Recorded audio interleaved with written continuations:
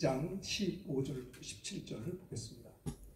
하나님의 말씀 신약성경 요한일서 2장 15절부터 17절 한 절씩 우리 교독하시겠습니다. 이 세상이나 세상에 있는 것들을 사랑하지 말라. 누구든지 세상을 사랑하면 아버지의 사랑이 그 안에 있지 아니하니 이는 세상에 있는 모든 것이 육신의 정욕과 안목의 정욕과 이생의 자랑이 다 아버지께로부터 온 것이 아니라 세상으로부터 17절 우리 다 같이 합니다. 이 세상도 그 정욕도 지나가되 오직 하나님의 뜻을 행하는 자는 영원히 거하느니라. 요한일서 2장 15절부터 17절입니다. 이 세상이나 이 세상도 사랑하지 말라. 그렇죠? 15절부터 17절 같습니다. 말씀의 제목은 요한일서 2장 15절부터 17절 중심으로 말씀 제목은요. 세상에서 성도의 삶의 자세. 우리 세상 살아가는데 어떻게 우리가 그리스도인으로서 삶의 자세를 갖춰야 되는가. 한번 따라합시다. 세상에서 성도의 삶의 자세. 우리가 이 땅에 살고 있잖아요. 네. 어떻게 자세가 있어야 되냐. 자, 저를 보세요. 예배 시간에는 이 담임 목사 오늘 눈을 봐야 됩니다. 눈을. 저를 보세요. 다 보시고. 저 눈과 눈을 맞춰야 돼요. 아시겠죠? 이 자세가 나와야 됩니다. 자세가. 제가 84년도에 목사 안수를 받고 목사 안수를 받고 이제 군종 장교 후보생으로 이제 저를 보셔요. 그 군대를 갔는데 16주 동안 군사 훈련을 받았어요. 장교 훈련을 받았는데 훈련이 참 처음에는 지루하더라고요. 차렷 한 다음에 차렷하고 10분, 열중시하고 5분, 차렷하고 난 다음에 전방을 향해 경례 그럼 필승하고 소리를 질러요. 한 다음에 경례 타고 5분 동안 이러고 있어야 돼. 이게 떼약볕 돼서 이게 장교 훈련이 뭐 이래요. 이러고 있는 거예요 그냥. 그리고 이러면서 가르쳐줘. 이게 똑바로 하라고. 그러면서 그들이 하는 말이 뭐냐면 군인은 자세가 나와야 된다는 거예요. 자세가 반듯해야 된다는 거예요. 여러분 저는 이제 그 군종 장교로 이렇게 군 생활을 했지만은 사실 군인들은요 물론 꼭 그런 건 아닌데 대체적으로 볼 때 육군사관학교 친구들이 대단해요. 자세가 나오더라고요. 대학 때부터 1학년 때부터 훈련을 받아서 그런지 똑같은 여러의 장교들이 있죠. 뭐 육사 말고도 훌륭한 분이 많죠. 대체적으로 육사 친구들 이렇게 오화절 마시면 그렇게 잘할 수가 없어요. 자세가 나와요. 자세가. 우리 그리스도인들도 우리 영적인 전쟁을 하고 있는 우리들이 영적인 자세가 있어야 된다고 생각해요. 자세. 그렇죠? 우리 주님이 총사령관이 되시고 또 우리의 주적은 마귀예요. 그렇죠? 여러분들이 정신 차리고 신앙생활해. 왜? 마귀는 할 수만 있으면 우리를 넘어뜨리고 병들게 하고 시험 들게 하고 그렇죠? 잡념을 가져다 주고 게으르게 하고 우리의 자세를 흐트러뜨린다고요. 그래서 오늘 말씀의 제목은 자세. 성도의 삶의 자세가 어때야 되는가? 이 예배 시간에도 자세가 반듯해야 돼요. 눈을 크게 떠야 돼요. 대개 보면 무슨 뭐 음악회를 한다든가 뭐 이런 좋은 콘서트 가든가 보면요 사람들이 앞자리에서 이러고 있어요. 예배 시간에 잡념을 가지지 말고 미안합니다. 예배 시간에 잡념을 가지지 말고 반듯한 자세가 있어야 돼요. 자세.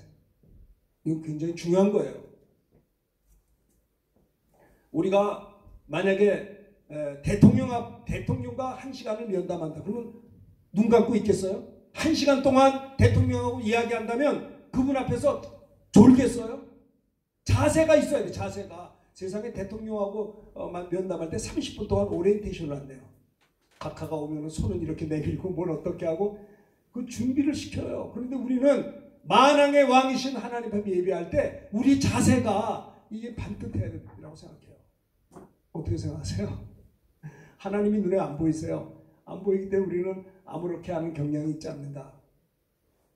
그런 생각을 해봅니다. 오늘 이 시간에 예배 시간에 집중하고 반듯하게 설교 전에 이렇게 제가 좀 말을 했습니다. 세상에서 우리들의 그리스도인들의 삶의 자세가 어때야 되는가? 그렇죠. 이런 제목입니다. 사도 요한은 요한복음도 기록했고 또 요한계시록도 기록했고요. 또 요한 1, 2, 3서를 기록했어요. 특별히 요한 1서, 2서, 3서에 보면 뭐라고 했냐면 하나님이 누구냐? 사랑이시다라는 거예요. 하나님 누구예요? 사랑이세요. 그래서 하나님께서는요, 우리들도 서로 사랑하기를 바라세요. 하나님은 사랑이시다. 자, 봅시다.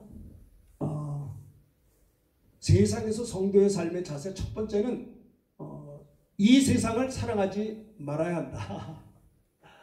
자, 15절 한번 같이 읽어봅시다. 시작. 이 세상이나 세상에 있는 것들을 사랑하지 말라. 누구든지 세상을 사랑하면 아버지의 사랑이 그 안에 있지 아니하니. 우리 그리스도인들의 삶의 자세 첫 번째가 뭐냐? 이 세상을 사랑하면 안 된다는 거예요. 이 세상을 사랑하지 말라. 어떡하란 말이에요? 어떻게 세상 사랑하지 않고 어떻게 살아야 된다는 겁니까? 하나님보다 이 세상을 더 사랑하지 않아야 된다는 겁니다. 세상이 매력적일 수 있고요. 세상이 또 좋은 것도 있습니다. 나쁘다는 게 아니에요. 그런데 하나님보다 세상을 더 의지한다든가 사랑해서는 안 된다라는 거예요. 여러분, 우리가 이 땅에 살면서 여러분 어떠세요? 정말 내가 하나님 사랑하는가? 사랑하면요, 생각하게 돼요. 여러분이 아침에 일어나서 무슨 생각합니까? 일어나자마자 주님을 생각한다면 그 사람은 주님을 사랑하는 사람이에요. 그죠? 생각이 그 사람이에요. 사랑하면 생각해요. 남녀가 교제하는데 형제가 자매 생각이 하나도 안 나. 그거 사랑하지 않는 거예요. 밤낮 없이 생각나. 그건 사랑하는 거 아니에요? 여러분, 그리스도인의 세상에서 첫 번째 삶의 자세는 하나님보다, 우리 주님보다 이 세상을 사랑하지 않아야 된다는 거예요. 이 세상이나 세상에 있는 것들을 사랑하지 말라. 누구든지 하나님보다 세상을 더 사랑하면 아버지의 문제가 어떻게 되냐면요, 세상 사랑하는 것도 문제지만 그렇게 될 때 아버지 하나님의 사랑이 그 안에 있지 않는다는 거예요. 여러분, 능력이 뭡니까? 주님의 사랑이 내 안에 계시는 게 능력이에요. 축복이 뭡니까? 주님의 사랑이 내 안에 거하시는 것이 축복이라고 저는 생각해요. 하나님의 평강이 뭘까요? 주님의 은혜와 사랑이 내 안에 계시다는 거. 이보다 더 큰 게 어디 있겠어요? 그죠? 우리 그리스도인들의 우리는요, 최소한, 그래서 형제님 보세요. 자, 요한일서 4장 9절부터 10절, 제가 9절 읽겠습니다. 한번 교독합시다. 여기 보세요. 하나님의 사랑이 우리에게 이렇게 나타난 바 되었으니 하나님이 자기의 독생자를 세상에 보내시면 그로 말미암아 우리를 살리려 하심이라. 우리가 하나님을 사랑한 것이 아니라 하나님의 우리를 사랑하사 우리 죄를 위하여 화목제물로 그 아들을 보내셨다. 하나님의 사랑이 우리에게 이렇게 나타났는데요, 하나님이 자기의 독생자를 세상에 보내시면요, 예수 그리스도로 말미암아 우리를 살리려 하려 함이라. 예수 그리스도가 이 땅에 왜 오셨어요? 우리를 살리려고. 예수 그리스도가 왜 오셨어요? 우리에게 멸망치 않고 영생을 얻게 하기 위해서, 지옥 가지 않고 하나님 나라 들어가기 위해서 예수님이 이 땅에 오셨다라는 겁니다. 하나님이 자기의 독생자를 세상에 보내신 것은 예수 그리스도로 말미암아 우리를 살리려 하심이라. 사랑은 여기 있습니다. 사랑이 어디 있는 줄 아세요? 여기 있어요. 사랑은 어디에 있느냐? 우리가 하나님을 사랑한 것 같지만 그것이 아니에요. 하나님이 먼저 우리를 사랑하신 거예요. 여러분이 예수 믿는 거는 여러분이 선택해서 믿었다고 생각할 수도 있겠죠. 인간적인 측면에서. 그런가요? 요한복음 15장 16절에 보면 너희가 나를 택한 것이 아니요 내가 너희를 택하여 세웠다라고 했습니다. 사랑은 어디 있는 줄 아세요? 하나님이 우리를 사랑하셔서 우리 죄를 속하기 위하여 화목제물로 그 아들을 보내신 것이 그게 사랑이에요. 아시겠죠? 그 사랑, 하나님이 우리를 사랑했대요. 그게 참 놀라운 일이에요. 내가 나를 봐도 마음에 들지 않을 때가 많은데, 내가 나를 볼 때도 참 답답할 때가 있는데, 내가 나를 볼 때도 별로 사랑하고 싶지 않을 때도 있어요. 너무 쉽게 넘어지고 너무 쉽게 쓰러지는 내 모습을 보면서 괴로울 때가 많잖아요. 그래서 내가 나 사랑하고 싶지 않을 때도 있는데 그래도 주님은 우리를 그래도 사랑해 주세요. 주님의 사랑은 영원해요. 변함이 없어요. 하나님이 우리를 사랑하사 우리를 위하여 우리 죄를 씻어주기 위하여 화목제물로 그 아들을 보내신 것이 하나님의 사랑이다라는 겁니다. 자, 그 다음 봅시다. 자, 하나님은 질투하는 하나님이라고 그랬어요. 왜요? 사랑하기 때문에.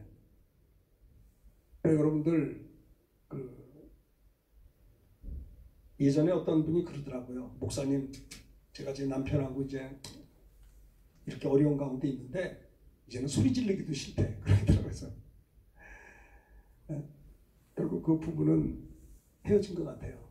내가 예전에 제가 목회할 때 집사님 한번 오셔서 할 수 있으면 잘 화합해서 사세요. 그랬는데 결국은 그분이 그러더라고요. 목사님 이제는요 남편 봐도 아각하고 소리 지르기도 싫대요. 관심이 없어진다는 거예요. 참 안타깝죠. 하나님은 우리를 너무너무 사랑하셔서 우리가 한눈 파는 걸 기뻐하지 않으세요. 하나님은 우리를 너무나 사랑하셔서 우리 같은 것들 질투하신답니다. 너무 죄송하잖아요. 내 하나님은 여호와는 소멸하는 분이시요 질투하시는 하나님이시라. 하나님은 우리를 질투하시기까지 사랑하신다는 겁니다. 자, 여러분들 자, 그다음에 봅시다. 그래서 사도 바울 같은 경우는요, 그리스도인은 신부, 주님은 신랑 이렇게 표현을 했어요. 자, 고린도서 11장 2절을 제가 읽겠습니다. 내가 하나님의 열심으로 너희를 위하여 열심을 내노니 내가 너희를 정결한 처녀로 한 남편인 그리스도께 드리려고 중매함이로다. 그러나 나는 그 관계로 하와를 미혹한 것 같이 너희 마음이 그리스도를 향하는 진실함과 깨끗함에서 떠나 부패할까 두려워하노라. 자, 보세요. 사도 바울은 열심히 있었어요. 진짜 열심히 있었잖아요. 로마 가기를 원했고 할 수 있는데도 너에게가 복음 전하기를 원한다 그랬어요. 길이 막혔다고 그랬어요. 로마를 가서 복음 전하고 세계 선교 이루고 싶었는데 그 열정이 있었는데 로마 가는 길이 자꾸 막히니까 안타까워가지고 그가 편지를 쓴 게 로마서 아니에요. 로마에 있는 교인들에게 나는 복음의 빛인 자라. 나는 이 복음을 부끄러워하지 않냐한다. 내 이 복음은 모든 믿는 자에게 구원을 주신 하나님의 능력이 됩니다. 참 사도 바울은 열심히 있었어요. 근데 그가 자기 열심이 아니고요. 고린도서 11장에 보면 내가 하나님의 열심으로 너희를 위하여 열심을 냈다는 거예요. 저는 어떨 때 참 게으를 때가 있어요. 그럼 내가 하나님은 나를 구원하려고 열심히 예수님 보내주시고 예수님은 십자가에서 열심히 나를 사랑하셔서 피 흘려 죽으셨는데 하나님은 열심히 있으세요. 인류를 구원하려고. 그래서 바울도 내가 하나님의 열심으로 너희를 위해서 열심을 낸다. 그리고 뭘 열심을 내요? 중매쟁이라는 게 중매쟁이. 중매 한번 해보셨어요? 중매를 하는 것도 양쪽에 소개한 다음에 소개하고 이제 교제하다 보면 서로 오해도 하더라고요. 그래서 서로 잘 모르니까 오해할 수 있죠. 그러면 이제 중매한 사람이 형제, 자매는 이런 스타일의 사람이야. 또 자매한테도 저 형제는 이러이러한 사람이에요. 그럼 서로 그렇군요. 내 몰랐어요. 모르지 뭐 만난 지 얼마나 됐다고. 중매한 사람은요, 정직하게 거짓말하면 안 되지만 정직하게 상대방이 좀 이렇게 오해하고 있는 걸 풀어줄 필요가 있어요. 오늘 전도자는 뭐냐? 중매장이에요. 많은 사람들 하나님을 오해해요. 예수 믿는 걸 오해해요. 예수님 믿으면 내가 행복을 뺏긴다 생각해요. 예수님이 이 땅에 오신 것은 내 시간을 빼앗아가고 내 행복을 뺏는다라고 마귀가 오해하게 했거든요. 예수 믿는 것이 불편하다고 생각해요. 사도 바울은 내가 너희를 정결한 처녀로 한 남편인 그리스도께 드리려고 중매함이라. 중매하는 사람은 열심히 있어요. 어떻게 해서라도 연결하려고 하는. 왜요? 그래야 구원받으니까. 너희를 정결한 처녀로 한 남편인 신랑 되신 예수님께 그 처녀를 드리려고 중매하려 합니다. 하나님의 열심을 낸다는 거예요. 우리 성도들의 삶의 자세는 우리 예수님이 우리의 신랑 되신 주님이시다. 그것입니다. 그런데 마귀가 뱀을 통해서 그 간교한 계획으로 하와를 미혹했습니다. 그렇죠. 선악과 나무의 실과를 먹어도 괜찮아. 미혹한 것 같이 속였잖아요. 마귀는 속는 겁니다. 여러분 그런 생각을 해요. 내가 왜 예수 믿으면서 풍성한 생명을 누리지 못하는가? 하나님이 인색해서 그렇잖아요. 잘 들어보세요. 여러분 예수 믿으면서 기쁘세요? 예수 믿으면서 승리한다고 생각하세요? 여러분의 기도하면 응답을 주시나요? 여러분은 예수님 때문에 풍성한 삶을 살고 계십니까? 생각해 보세요. 어떤 때는 참 그래요.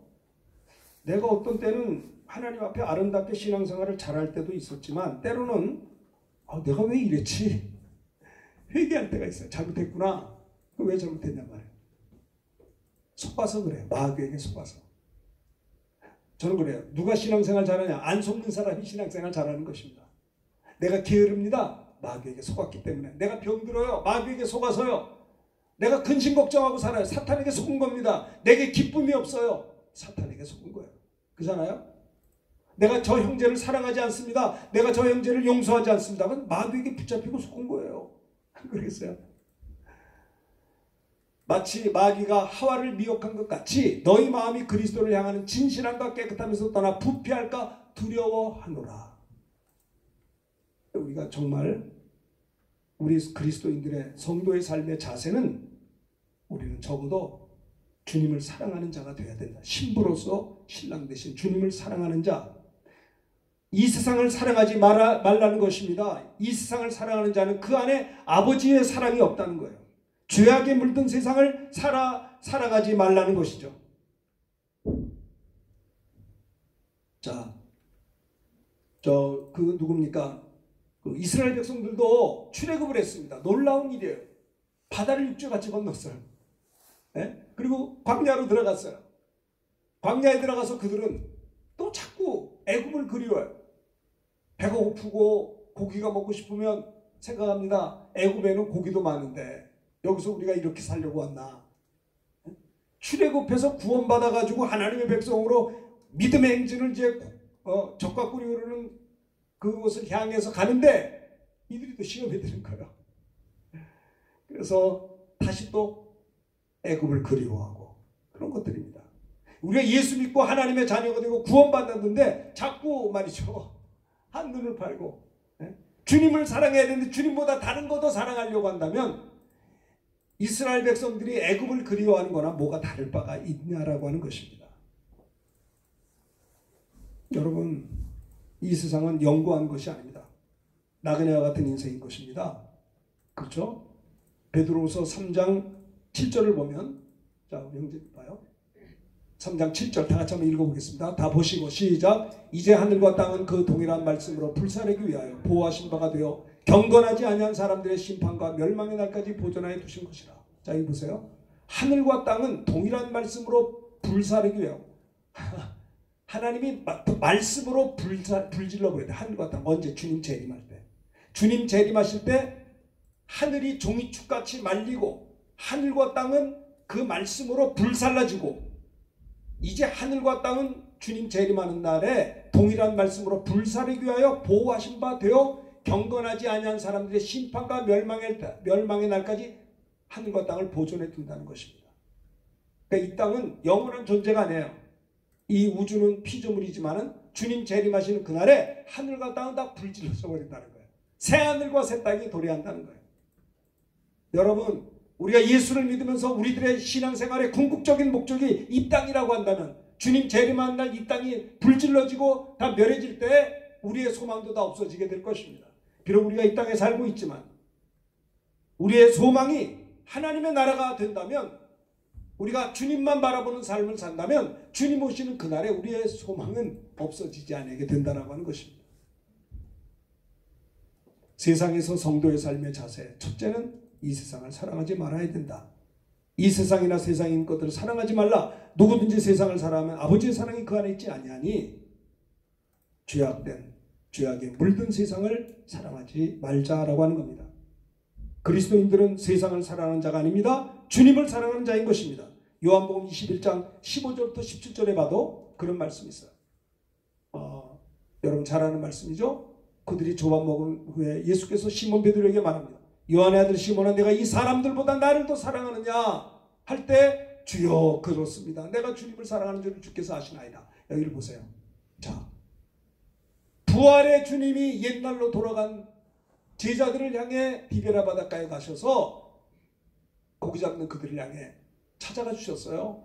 그리고 조반 잡수신 후에 베드로에게 말하기를 요한의 아들 시몬아, 내가 이 사람들보다 나를 더 사랑하느냐? 여러분, 신앙생활은요, 주님을 더 사랑하는 것입니다. 어떻게 하면 내가 주님을 더 사랑할 수 있습니까?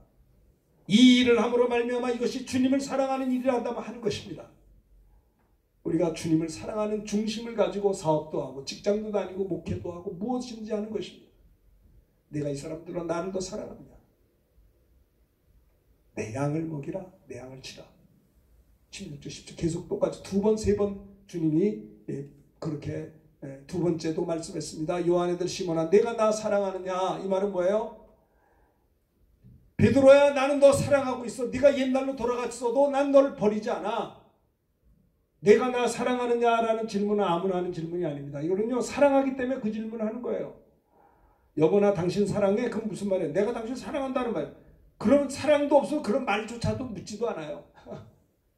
너 나 사랑하냐? 그 말은 뭐예요? 난 지금 너 사랑하고 있다는 거예요. 마찬가지입니다. 베드로가 정말 주님을 부인하고 떠나서 옛날로 돌아갔지만 주님은 그들을, 제자들을 사랑하시되 어떤 줄 아세요? 끝까지 사랑해 주세요. 주님은 우리를 사랑하시되 끝까지 사랑해 주신다라는 겁니다. 만약에 주님이 나를 사랑하되 끝까지 사랑하지 않았다면 난 지옥 갈 것 같아요. 나를 버렸다면. 그러나 주님은 나를 사랑하되 끝까지 사랑해 주세요. 할렐루야. 감사하잖아요. 끝까지 사랑해 줘요. 내가 사랑받을 만할 때도 사랑해 주지만은 내가 사랑받지 못할 만큼 그렇게 형편없는 답답한 상황에서도 하나님은 나를 불쌍히 여기시고 끝까지 나를 사랑해 주신다는 거예요. 볼지어다 세상 끝날까지 너희와 항상 함께 해주신다는 거예요. 내가 나 사랑하느냐? 이 말의 질문은요, 베드로야, 나 너 지금도 사랑하고, 너 비록 옛날로 돌아서 어부 물고기 잡고 있지만 나 너 사랑한다. 그러니 베드로가 그 부활의 주님을 만나고 회개한 마음으로, 주님, 내가 주님 사랑합니다. 내가 비록 연약해서 그렇게 됐을지라도 내가 주님을 사랑하는 줄 주님 아시잖아요. 그랬더니 내 양을 치라. 17절에도 세 번째 똑같이 말씀했죠. 요한 아들 시몬아, 세 번째 또 물어봤어요. 나를 사랑하느냐? 아이고, 주님 모든 것을 아시면 내가 주를 사랑하는 줄 주님께서 아시나이다. 예수께서 내 양을 먹이라. 주님을 사랑하기 때문에 양을 먹이는 겁니다. 여러분, 우리가 성도들과 교제하는 거요, 주님을 사랑하기 때문에 하는 겁니다. 성도를 존귀히 여기는 거 주님을 사랑하기 때문에. 여러분, 사울이 과거에 예수 믿는 사람들을 핍박했습니다. 그가 하나님의 은혜로 다메섹에서 주님께서 찾아와 주셨습니다. 사울아 사울아, 깜짝 놀랐어요. 누굽니까? 주여 누시니까. 나는 내가 핍박하는 예수다. 사실 사울은 예수님을 핍박한 적은 없어요. 예수 믿는 사람을 핍박했죠. 그 말은 뭐예요? 예수 믿는 사람을 핍박한 것은 예수님 핍박한 거고, 예수님 믿는다고 해서 우리가 선대하는 건 주님을 선대하는 거예요. 저분이 예수 믿는다는 것 때문에 내가 그를 잘 이렇게 존귀히 여겨야 된다. 주님을 존귀히 여기는 거죠. 자, 오늘은 우리 그리스도인의 성도의 삶의 세상을 살아가면서 우리 성도들의 삶의 자세가 어때야 되느냐? 이 세상에 무엇보다도 우리 주님을 먼저 사랑해. 이 세상을 사랑하는 것이 아니고요, 주님을 사랑해야 된다는 것이 첫 번째입니다. 그래서 마태복음 22장 37절에도 보면요, 예수께서 이르시되 내 마음을 다하고 목숨을 다하고 뜻을 다해 주 너희 하나님을 사랑하라. 자, 보세요. 여기 예수님 말씀합니다. 내 마음을 다하고 하나님 사랑하라는 겁니다. 근데 마음이 딴 데가 있어요. 마음이 너무 복잡해. 뭔 누구 마음이 이렇게 나뉘어져 있는지. 두 마음을 품은 자들은 주께 얻기를 기대하지 말라고 했어요. 기도한다며 응답에 대한 믿음이 없어. 두 마음을 품은 거예요. 주님이 하나님 사랑하되 마음을 다하여 하나님 사랑하라. 한 번밖에 없는 목숨, 그 목숨을 다하여 하나님 사랑하라는 겁니다. 우리가 인격, 의지가 있잖아요. 뜻이 있잖아요. 뜻을 다하여 주 너희 하나님을 사랑하라. 이것이 크고 첫째 되는 계명이에요. 그렇죠? 주님을 뜨겁게 사랑하라는 첫 번째 계명. 우리는 세상에 살면서 우리 성도들의 삶의 자세는 이 세상 사랑해서는 안 됩니다. 죄악에 물든 세상을 사랑하지 않아야 된다는 거예요. 자꾸 넘어뜨려요. 이 세상이나 이런 것들 사랑하지 말라. 누구든지 세상 사랑하면 아버지의 사랑이 그 안에 있지 아니하니. 모든 시간에 주님 사랑합니다. 물론 세상을 미워하라는 말은 아니에요. 세상보다 주님을 더 사랑하라 이 말입니다. 우리 주님을, 주님보다 이 세상을 사랑해서는 안 된다 그 말이에요. 특별히 죄악에 물든 세상, 이런 것들에 대해서는 더 단호해야 된다는 겁니다. 자, 두 번째, 세상에 있는 것들을 사랑하지 말아야 된다는 것이에요. 세상에서 성도의 삶의 자세 첫 번째는 이 세상 사랑하지 말아야 되고, 두 번째는 뭐예요? 세상에 있는 것들을 사랑하지 말아야 된다는 거예요. 죄악으로 이끄는 것들을 사랑하지 말아야 된다. 죄악을 부추기는 것, 죄의 유혹을 멀리해야 된다는 것이죠. 자, 15절과 16절 한번 크게 다 같이 읽어봅시다. 다 같이 시작. 이 세상이나 세상에 있는 것들을 사랑하지 말라. 누구든지 세상을 사랑하면 아버지의 사랑이 그 안에 있지 아니하니 이는 세상에 있는 모든 것이 육신의 정욕과 안목의 정욕과 이생의 자랑이니 이는 다 아버지께로부터 온 것이 아니요 세상으로부터 온 것이라. 예. 이 세상에 있는 것들을 사랑하지 말아야 한다. 이는 이 세상에 있는 모든 것이 육신의 정욕, 안목의 정욕, 이생의 자랑이니 이런 것들은 다 아버지께로부터 온 것이 아니요 세상으로부터 온 것이다 라는 겁니다. 죄로 부추기는 것들, 죄악으로 이끈 것들을 사랑하지 않아야 된다라는 거예요. 육신의 정욕, 육신, 사르크스, 육신, 살, 육체 이런 뜻입니다. 정욕, 정욕은 그 충동, 에피디미아, 정욕, 육신의 정욕, 욕망 이런 뜻이죠. 에피디미아, 정욕, 육신의 정욕. 참 그렇습니다. 다윗도 참 육신의 정욕에 넘어져가지고 안타까운 삶을 살았어요. 너무나 많죠 그런 사람들이. 우리가 잘 아는 그 여러 사람들도 이 육신의 정욕, 안목의 정욕으로 넘어져 스캔들이 일어나고 막 쓰러지고 넘어진 자들이 얼마나 많은지 몰라요.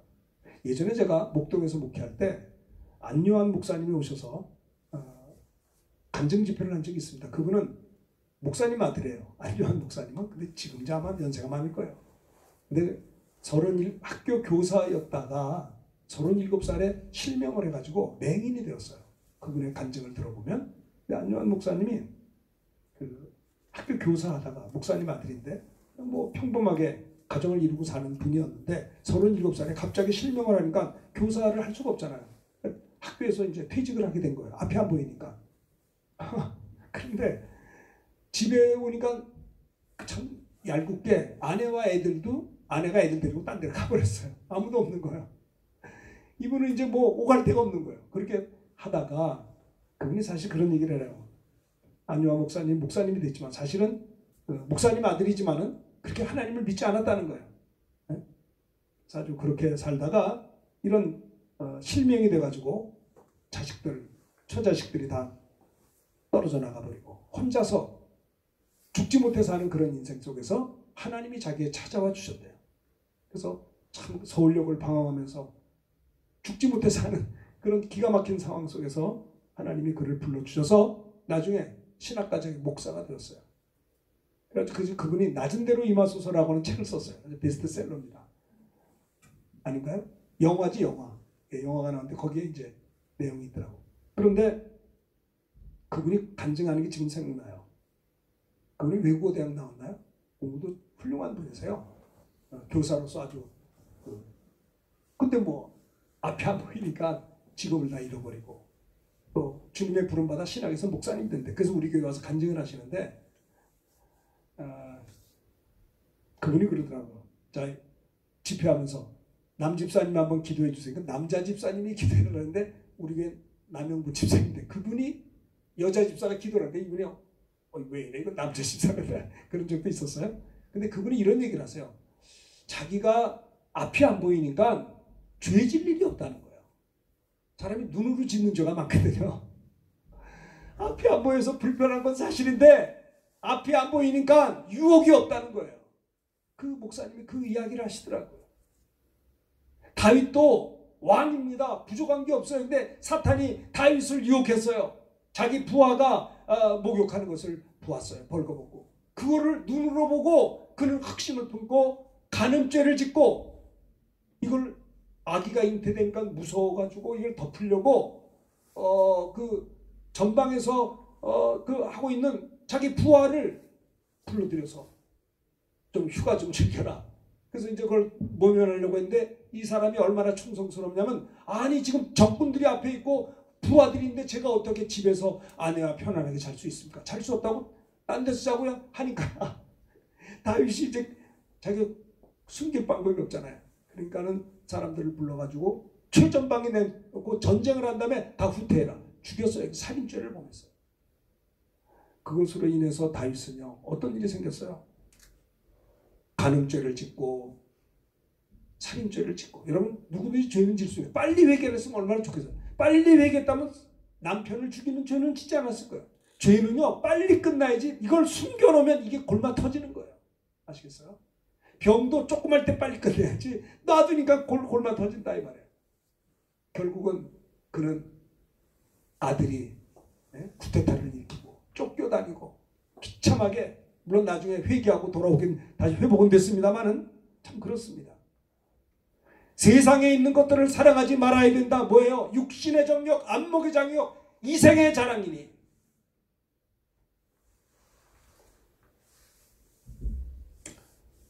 물질도 마찬가지입니다. 물질. 자, 마태복음 6장에 보면요. 봅시다 한번. 마태복음 6장 24절 크게 읽읍시다. 시작. 한 사람이 두 주인을 섬기지 못할 것이니 호기를 미워하고 저를 사랑하거나 호기를 중히 여기고 저를 경히 여김이라. 너희가 하나님과 재물을 겸하여 섬기지 못하느니라. 만모니즘이라고 그러죠. 돈을 사랑하는 것도 돈이 신이요. 만모니즘. 만몬. 재물을 섬기는 거. 하나님과 재물을 겸하여 섬길 수 없다는 거예요. 한 사람이 두 주인을 섬기지 못할 것이니 호기를 미워. 그러니까 이 육신의 정욕, 안목의 정욕, 이생의 자랑, 이 물질도 옆에 이제 해가지고 탐심 이런 것들이죠. 하나님과 재물을 겸하여 섬길 수 없다는 거. 정직하게 내가 하나님 사랑합니다. 조그마한 물질 때문에 하나님을 부인하고 조그마한 물질의 소득 때문에 말씀에 불순종하고 하나님과 재물을 겸하여 섬길 수 없다라고 하는 겁니다. 세상에서 성도의 삶의 자세는요, 이 세상을 사랑하지 않을 뿐만 아니라 세상에 있는 것들을, 육신의 정욕, 안목, 이생의 자랑 이런 것들을 사랑하지 말라는 것이에요. 이런 것들을 사랑하면 아버지의 사랑이 그 안에 있을 수 없어요. 이것은 다 아버지께로부터 온 것이 아니요 세상으로부터 온 것이다 라고 했습니다. 자, 로마서 8장 5절부터 보면 그냥 교독을 하겠습니다. 로마서 8장 5절. 육신을 따른 자는 육신의 일을 보세요. 영을 따른 자는 영의 일을 생각하나니 생각은 네. 그 다음에 문제.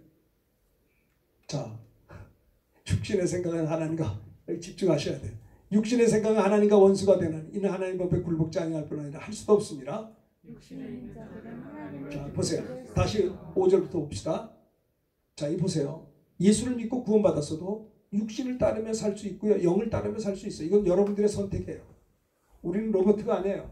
우리는 지정의가 있는 인격적인 존재예요. 여러분들이 하나님 말씀을 순종할 수도 있고 안 할 수도 있어요. 하나님 우리를 로봇으로 만들지 않았어요. 우리는 얼마든지, 그래서 예수 믿고 구원받은 그리스도인들도 잘 보세요. 한 주간 사는 동안에 육신을 따를 수도 있고 영을 따를 수도 있어요. 육신을 따르는 자는 육신의 일을, 영을 따르는 자는 영의 일을 생각합니다. 근데 육신의 생각은 사망이고 영의 생각은 생명과 평안입니다. 자, 그 다음에 형제님, 육신의 생각은 문제가 뭐냐? 하나님과 원수가 된다는 거예요. 이는 하나님의 법에 굴복지 아니할 뿐 아니라 할 수도 없다는 거예요. 육신에 있는 자들은 하나님을 기쁘시게 할 수 없어요. 이 육이 사람은 영혼과 육신으로 되어 있는데 오늘 이 아름다운 이 나무 지금 뭐 란이죠. 란의 줄기는 위로 올라가려고 하는 본능이 있고 란의 뿌리는 땅속으로 내려가는 본능이 있는 것처럼 인간의 육체는요, 하나님이 사람을 흙으로 지었잖아요. 이 육체는 자꾸 세상을 따라가려고 하는 본능이 있고요. 이 하나님의 생기로 부음받은 내 영혼은 하나님을 향해 나가려고 하는 본능이 있는 거예요. 그래서 육신을 떠는 자는 육신의 일을, 영을 짜는 영의 육신의 생각은 사망, 영의 생각은 생명과 평안이라. 육신의 생각은 하나님과 원수가 되는 거예요. 그 사도 바울은 그랬어요. 내가 한 법을 깨달은다니 내가 하나님의 법을 즐거워하는 것도 있지만 또 다른 나의 마음의 법이 죄와 사망의 법 아래로 나를 사로잡아오는 것을 보는도다. 내가 하나님을 섬기기도 하지만 또 내 속에 또 다른 법이 나를 자꾸 죄 가운데로 끌고 간다. 오라 나는 곤고한 자로다. 탄식을 했던 거예요. 그래서 사도 바울은 나는 날마다 죽는다고 그랬어요. 내가 남에게 복음을 전한다면 내가 버림을 받을까봐 내 자신을 쳐서 복종시킨다고 했어요. 여러분, 신앙생활은 단순한 게 아니에요. 깨어 기도하지 않으면 시험 들게 돼 있는 거예요. 왜? 원수마귀가 지옥 간 게 아닙니다. 두루다니며 삼킬 자를 찾고 있기 때문에 우리가 말입니다. 근신하고 깨어라. 너희들 원수마귀가 삼킬 자를 찾나니. 깨어 기도하지 않으면 시험 들게 돼 있는 거예요. 깨어 있어야 되는 거예요. 하나님을 향해서 여러분 생각해보세요. 내가 기도하는데 기도가 잘 되지가 않아. 영적으로 눌린 거 아니에요. 기도해야 되는 것입니다. 우리가 이번 한 주간 사는 동안에도 허송세월하면 안 됩니다. 이번 한 주간 사는 동안에도 하나님께 영광을 돌리며 이번 한 주간 사는 동안에 어떻게 살았느냐가 이번 한 주간 믿음으로 살면 하나님 나라의 멸관이 있는 거예요. 그렇잖아요. 그것이 연결되는 것이 우리들의 인생의 과정인 것입니다. 마귀는 우리를 지옥 보내지 못하나 마귀는 저 여러분들을 할 수만 있으면 꽁꽁 묶어가지고 아무 일도 못하게 하고 게을르게 만들어요. 그래서 구원은 받는데 부끄러운 구원 받게끔 하지 않나요? 사탄이? 그래서 우리는 하나님 앞에 우리가 예수 믿고 구원받은 것도 감사하지만 구원받은 이후에 나머지 생 어떻게 우리가 신앙생활 했느냐가 영원한 그 나라에서 받을 영광의 멸류관이기 때문에 여러분, 우리는 정말 믿음으로 살아야 되고요. 이번 한 주간도 누가 복받은 자예요? 쓰임받는 자가 복받은 자. 하나님 나를 써주시옵소서.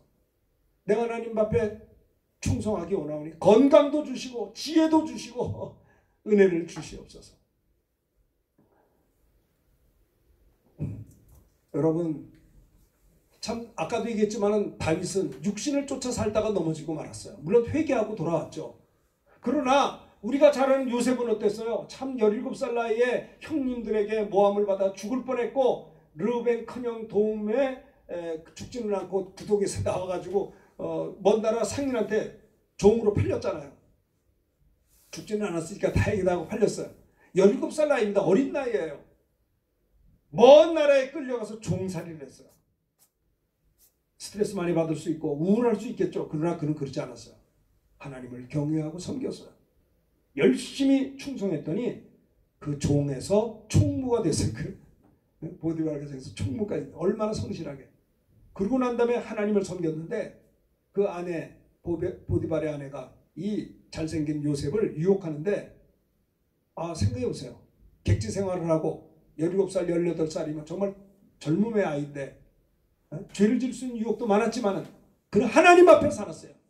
내가 저 보디발의 아내와 나쁜 짓을 하면 내가 더 유리할 수도 있을 수 있을까? 아무도 자기는 백이 없잖아요. 근데 그거 버렸어요. 내가 이 죄를 범함으로 이 일을 함으로 내가 어찌 하나님 앞에 득죄하리까? 그죠? 그는 육신을 쫓지 않고 영을 쫓아 사는 것입니다. 하나님을 따른 것입니다. 여러분, 예수 믿는 거는요 좁은 문이에요. 많은 사람이 들어가지 않아요. 그 길로 가는 자가 별로 없습니다. 멸망으로 인도하는 문은 넓어요. 얼마든지 예수 믿으면서 넓게 갈 수 있어요. 그건 멸망의 길이요. 좁은 문으로 들어가는 것은 사람이 오지 않지만 그건 생명의 길인 것입니다. 세상에서 성도의 삶의 자세는 세상에 있는 것들, 육신의 정욕, 안목의 이생의 자랑 이런 것들을 배설물처럼 사도 바울은 배설물처럼 얘기했다 그랬어요. 성령 충만한 초대교회 성도들은 사도행전 4장 35절에 보면요 어땠어요? 성령 충만한 그들은 은혜 받고 사도들의 발 앞에 물질을 헌금을 놨을 때 그들이 각각 사람의 필요를 따라 나누어 줬다고 했어요. 그 초대교회 성도들은 하나님의 가족이 되었어요. 그래서 부자 교우들이 헌금할 때 그것을 가지고 어려운 형제들과 나누어 사용했던 것을 볼 수가 있어요. 이것이 정말 주님을 사랑하는 것입니다. 그런데 거꾸로 아나니아 삽비라는 물질로 범죄함으로 말미암아 그들은 참 부끄럽게 죽었어요. 부끄럽게. 그렇죠?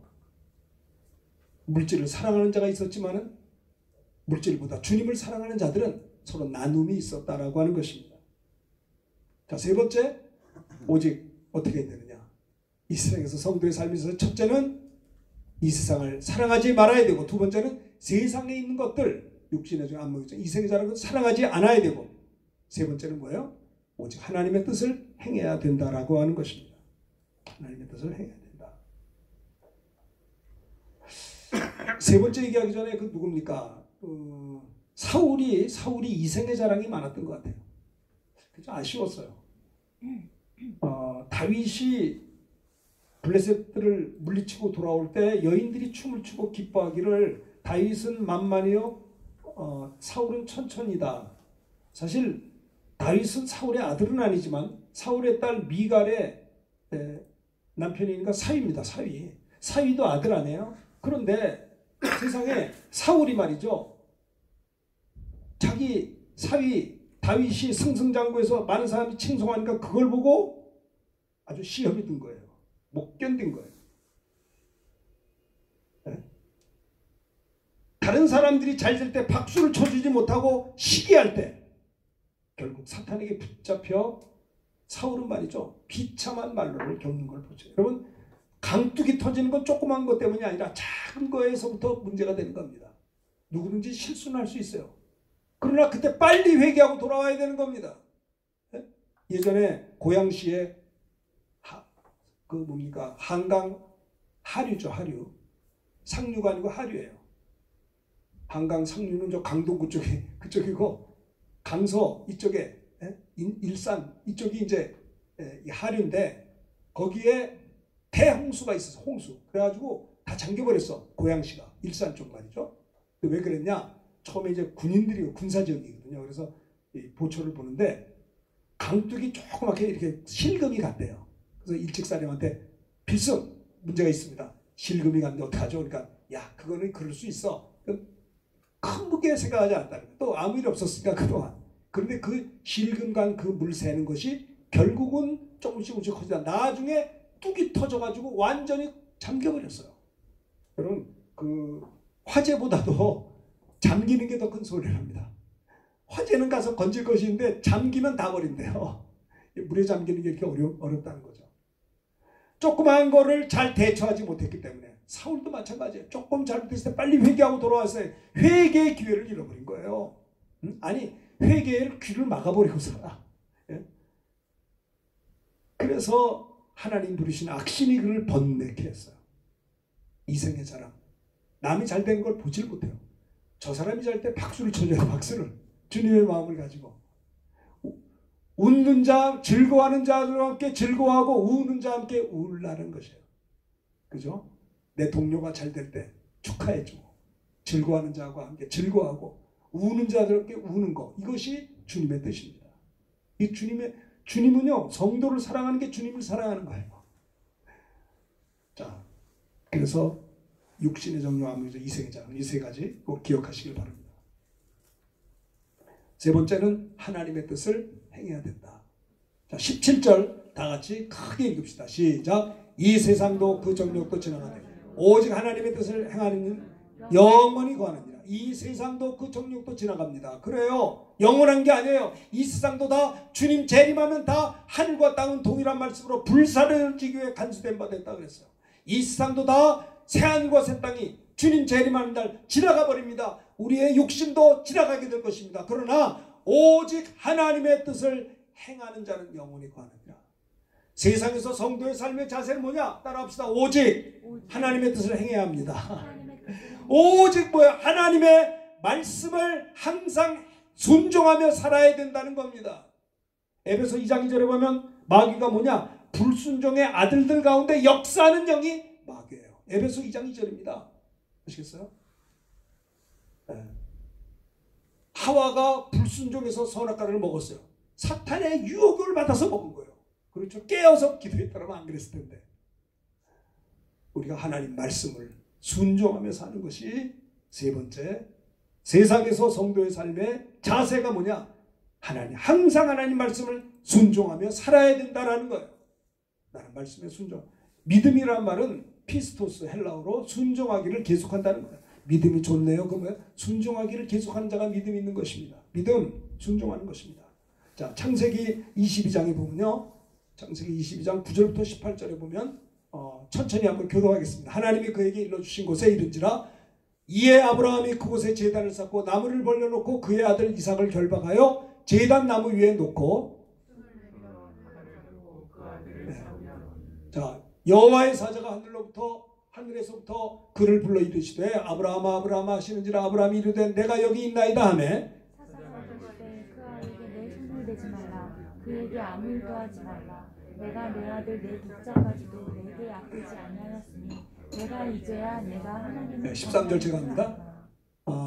아브라함이 눈을 들어 살펴본 즉 한 순양이 뒤에 있는데 뿔이 수풀에 걸려 있는지라 아브라함이 가서 그 순양을 가져다가 아들을 대신하여 번제로 드렸더라.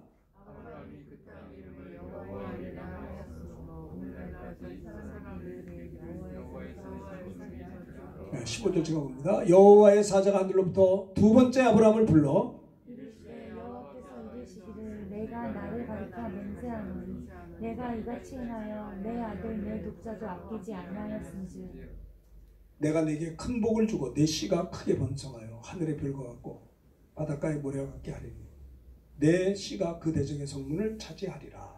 또 내 씨로 말미암아 천하 만민이 복을 받으리니 이는 내가 나의 말을 준행하였으니. 자 오늘날에 복을 받기 원하지 않는 분이 한 분도 없어요. 다 하나님 복을 받아야지 뭐 저주 받으려고 사는 사람이 어디 있습니까? 하나님도 복의 근원이 있어요. 자 17절 보시면 내가 내게 큰 복을 주고 와 하나님이 아브라함에게 큰 복을 줬답니다. 16절 볼까요? 16절 공자님. 보세요. 큰 복을 받은 이유가 뭐예요? 내가 이같이 행하여 내 아들 내 독자까지 아끼지 아니했다는 겁니다. 주님보다 자기 아들 독자보다 주님을 더 사랑했기 때문에 모리아산에 번제로 드리라. 그래서 칼을 빼서 번제로 드리려고 할 때 아브라함아 참아라. 내가 이제야 내가 나를 사랑한 줄 알았노라. 하나님은 전지전능하신 하나님 뭐를 다 아세요. 그런데 자기 아들을 향해 여러분 생각해보세요. 자기 아들을 칼로 죽이 말이 안 되잖아요. 그런데 말이 안 되는데 했어요. 왜? 하나님 말씀은 말이 안 되는 것보다도 위에 있기 때문에 그래요. 신앙생활이 그겁니다. 이성적으로 볼 때는 이게 이해가 안 될 수도 있어요. 아니 언제는 뭐 100세 아들을 줘놓고 뭘 또 빼서 이럴 수가 있는가. 하나님 너무 잔인하시다. 어떻게 또 아들을 양이나 번제는 죽여서 하는 거예요. 어떻게 자식을 죽여서 제사를 지내냐. 그게 반문할 수 있는데 근데 아브라함은 하나님을 믿었어요. 그는 하나님과 논쟁하지 않았어요. 토를 달지 않았어요. 그냥 순종했어요. 아브라함아 이제 됐다. 그만해. 내가 이제야 비로소 내가 나를 사랑한다. 여러분 우리가요. 그래야 큰 복을 받게 되는 거예요. 네? 어떠세요 여러분들? 많은 사람들은요 예수 믿으면서 계산을 해요. 주판을 딱 튕겨 이렇게 다다다. 네? 이성적으로 네? 믿음으로 하는 겁니다. 믿음으로 그거를 내 오른편에 던지는 겁니다. 물이 없는데 포도주가 없는데 항아리에 물을 채우라는 거예요. 그냥 채우는 거예요. 네? 누굽니까? 나병으로 고생했던 나아만 장군은 하나님의 종이 말합니다. 요단강 가서 7번 들어갔다 나와라. 아니 내가 그 장군인데 내 이 옷을 벌거벗고 이 흉한 모습을 보여줘야 돼? 7번씩이나? 그러잖아. 처음엔 그랬다가 나중에 그렇게 하지 마시오. 사환의 이야기를 듣고 순종할 때 7번 씻고 나올 때 피부가 어린애같이 깨끗하게 된다.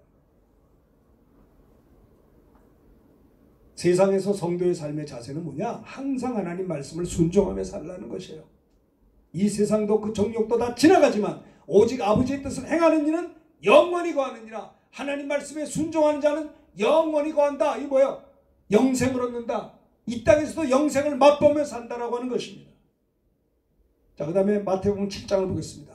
마태복음 7장 21절부터 27절 천천히 교도감. 이게 참 중요한 말씀, 늘 하는 말씀이지만 나더러 주여 주여 하는 자마다 다 천국에 들어갈 것이 아니요 다만 하늘에 계신 내 아버지의 뜻대로 행하는 자라야 들어가리라.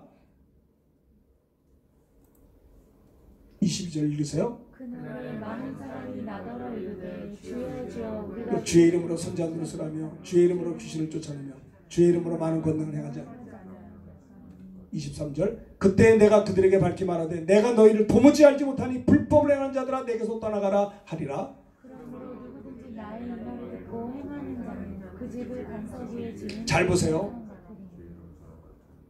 주님의 말씀을 듣고도 행하지 않는 자는 불법을 행하는 자예요. 그래서 비가 내리고 창수가 나고 바람이 불어 그 집에 부딪히대요. 무너지지 아니하나니 이는 주초를 반석 위에 놓은 까닭이요. 26절 읽으세요. 나의 이 말을 듣고 행하지 아니하는 자는 그 집을 모래 위에 지은 어리석은 사람 같으리니. 27절 다 같이 합니다. 비가 내리고 창수가 나고 바람이 불어 그 집에 부딪혀 무너져 그 무너짐이 심하니라. 21절을 보시면 보세요. 21절. 나더러 주여 주여 하는 자. 다 주여 주여 하잖아요. 찬송도 그러고. 근데 주여 주여 한다고 다 천국 가는 게 아닙니다. 그 천국 가는 건 어디 가요? 지옥 간다는 소리예요. 그렇잖아요. 달리 표현할 방법이 없어요. 나더러 주여 주여 한다고 천국 들어가는 게 아니에요. 다만 하늘에 계신 내 아버지의 뜻대로 말씀대로 행하는 자야 들어가리라. 생각해 보세요. 유현선 목사가 성림교회 자그마한 교회를 목회하고 있는데 우리 교인들이 지옥 가면 말이 안 되잖아요. 최소한 천국 가야 될 거 아니에요? 아니 뭐 지옥 감 가는 거죠. 그래요? 영원토록 불과 영의 타는 문에서 참여하는 건데 어떻게 그걸 들어갈 수가 있어요? 네? 그럼 누가 천국 가요? 하늘에 계신 내 아버지의 뜻대로 행하는 자라야 들어가리라. 하나님의 말씀을 알아야 순종할 거 아니에요. 하나님 말씀을 읽어야 될 거 아니에요. 신구약 66권을 봐야 될 거 아니에요. 신약만 보는 게 아니라 구약도 보고 구약만 보는 게 아니라 신약도 보고 하나님의 모든 말씀을, 그건 다 하나님의 뜻입니다. 아버지 하나님의 뜻대로 말씀대로 순종하는 자가 천국 가는 거예요. 물론 믿음으로 구원받죠. 근데 행함이 없는 믿음은 죽은 믿음이다라는 거예요. 자, 22절 보시면 그날에 많은 사람들이 말합니다. 주여 주여. 아니 우리가 주의 이름으로 선지자 노릇도 하고 목사도 하고 주의 이름으로 귀신도 쫓아내고 능력해내고 주의 이름으로 많은 권능을 행했지 않았습니까? 그런데 23절에 보면 그때 주님 말씀합니다. 내가 그들에게 밝히 말하되 내가 너희를 도무지 알지 못하니 불법을 행하는 자들아 내게서 떠나가라. 불법이 뭐예요? 주님의 말씀을 듣고 준행하지 않는 자가 불법을 행하는 자다라는 거예요. 내가 목회를 해도 선지자 노릇을 하고 막 귀신을 쫓고 능력을 행해서도 불법을 행하는 거예요. 말씀을 듣고 준행하지 않는 자는 나는 너를 모른다는 거예요. 불법을 행하는 자라. 그러나 누구든지 나의 말을 듣고 행하는 자는 그 집을 반석에 지은 지혜로운 사람 같으리니. 그 다음에 비가 내리고 창수가 나고 바람이 불어 그 집에 부딪혀 무너지지 않을 반석 위에 그 주초를 놓은 까닭이요. 행하지 않는 자는 모래에 지은 어리석은 사람 같으리니. 그렇죠. 다 무너진다는 거예요. 우리가 살다 보면 어려운 역경을 당해요. 고난도 당해요. 근데 어떤 사람은 무너져요. 고난 중에서도 안 무너져요. 든든히 서요. 뭐예요? 반석에 집을 진 자는 역경이 와도 견뎌요. 그런데 모래 위에 지은 자는 역경이 올 때 다 무너져 버린다는 거예요. 우리 무너지면 안 되잖아요. 무너진 게 뭐예요? 말씀을 듣고 행하지 않는 자는 무너지게 돼 있어요. 아시겠어요? 무너지고도 무너진 걸 몰라요. 네? 여러분, 비가 내리고 창수가 날 수 있습니다. 바람이 부딪힐 수 있으면 힘들 때가 있어요. 그런데 반석에 지은 주초를 지은 집은 든든히 선하게 든다는 것입니다. 이 세상도 지나가 버립니다. 그 정욕도 다 지나갑니다. 오직 하나님의 뜻을 행하는 이는 영원히 거하느니라. 여러분, 하나님 말씀을 듣고 순종하는 자는 영원히 거한다라는 겁니다. 야고보서 2장 14절에 보시면요. 교도합시다. 내 형제들아, 만일 사람이 믿음이 있노라 하고 행함이 없으면 무슨 유익이 있으리요? 그 믿음이 능히 자기를 구원하겠느냐? 형제나 자매가 활벗고 일용할 양식이 없는 16절입니다. 너희 중에 누구든지 그에게 이르되 평안히 가라, 덥게 하라, 배부르게 하라 하며 그 몸에 쓸 것을 주지 아니하면 무슨 유익이 있으리요? 이와 같이 행함이 없는 믿음은 그 예. 자체가 죽은 것. 행함이 없는 믿음은 뭐예요? 그 자체가 죽은 거예요. 행함이 있는 믿음이 진짜 24절을 또 보겠습니다. 24절, 26절. 이로보건대 사람이 행함으로 의롭다 하심을 받고 믿음으로만 아니니라. 25절 읽으세요. 또 이와 같이 나비 사자들을 적대하여 다른 길로 나가되었으니 행함으로 의롭다 하심을 받은 것이 아니라. 26절 다 같이 시작. 영혼 없는 몸이 죽은 것 같이 행함이 없는 믿음은 죽은 것이니라. 난 여러분들이 살아있는 믿음의 사람이 되길 바라요. 행함이 있는 믿음을 가지고 오늘도 하나님 말씀에 순종해서 움직이게 될 때 놀랍게 하나님께 영광을 돌리게 될 것입니다. 아무쪼록 사랑하는 여러분들, 이 힘들고 어려운 세상 속에서 이 세상에 살고 있습니다. 이 세상에서 성도의 삶의 자세가 어찌해야 되느냐? 죄악에 오염된 세상을 사랑하지 말고, 그리고 두 번째는 죄악으로 이끄는 육신의 정욕, 안목의 이생의 자랑을 사랑하지 말아야 된다는 것입니다. 세 번째는 뭐예요? 이 세상도 지나가고 정욕도 지나갑니다. 그러나 오직 하나님의 뜻대로 행하는 이는 영원히 거하느니라. 무슨 말이에요? 항상 우리는 하나님 말씀을 행하며 살아요. 하나님의 말씀이 가라 하면 가고요, 서라 하면 서고, 그러고 사는 것입니다. 승리하는 여러분들이 다 되시기를 주님의 이름으로 축원합니다. 오늘 이 말씀을 듣는 걸 기억하면서 우리 찬송가 몇 장입니까? 314장 내 구주 예수를 더욱 사랑, 이 찬송 하겠습니다. 말씀 들을 기억하면서 내가 주님도 사랑하기 원합니다. 하나님 주님 더욱 사랑하는 우리가 되게 하여 주시옵소서.